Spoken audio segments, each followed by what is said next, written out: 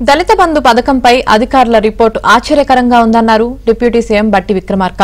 ఖమ్మం జిల్లా చింతకానిలో ఆయన పర్యటించారు.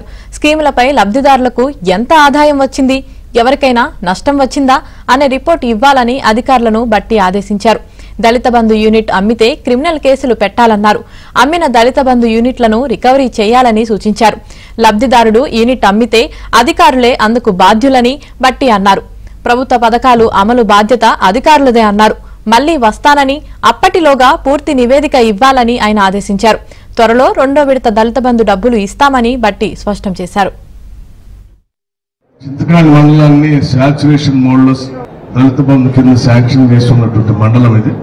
ఈ మండలంలో 3462 ఫ్యామిలీస్ ని ఐడెంటిఫై చేసి బెనిఫిషియరీస్ గా సెలెక్ట్ చేయడం జరిగింది. సెలెక్షన్ చేసే ప్రాసెస్ దగ్గర నుంచి స్కీమ్ ఇంప్లిమెంటేషన్ వరకు, గ్రౌండింగ్ నుంచి ఇంప్లిమెంటేషన్ వరకు, అంతిమంగా సెకండ్ ఇన్స్టాల్మెంట్ కూడా వాళ్ళకి ఇప్పించి ఆ స్కీమ్ సక్సెస్ఫుల్ గా విజయవంతం అయ్యేంత వరకు కూడా స్పెషల్ ఆఫీసర్స్ కాన్స్టెంట్ గా మానిటరింగ్ చేయాల్సినటువంటి స్కీమ్ ఇది. ఈ స్కీమ్ శాంక్షన్ చేసింది కూడా ఆ స్కీమ్ ని, ఆ ద్వారా వచ్చినటువంటి డబ్బులు కానీ, ఆ స్కీమ్ ద్వారా వచ్చినటువంటి పరికరాలను కానీ, లేకపోతే ఇతర వ్యవస్థలు కానీ ఇంకోళ్ళకి దానదత్తం చేయటం కానీ, ఇంకోళ్ళకి అమ్ముకోవటం కానీ చేయడానికి వీల్లేదు.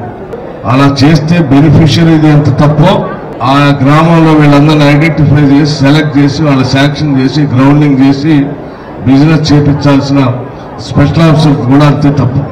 అందుకోసమే ఈరోజు ప్రత్యేకంగా సమావేశాన్ని ఏర్పాటు చేసి స్పెషల్ ఆఫీసర్స్ అందరికీ ఒక క్లియర్ కట్ డైరెక్షన్ ఇవ్వడం కోసం ఇక్కడ ఈ కార్యక్రమాన్ని ఏర్పాటు చేశాం.